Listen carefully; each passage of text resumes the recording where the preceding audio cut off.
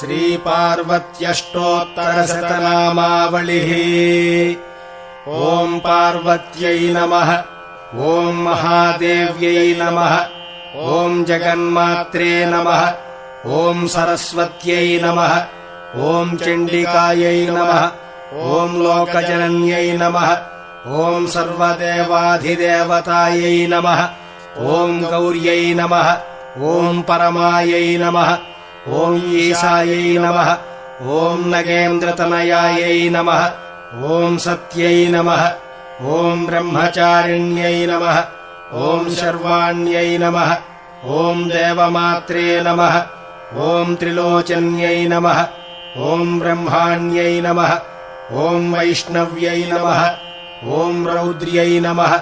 ॐ कालरात्र्यै नमः। ॐ तपस्विन्यै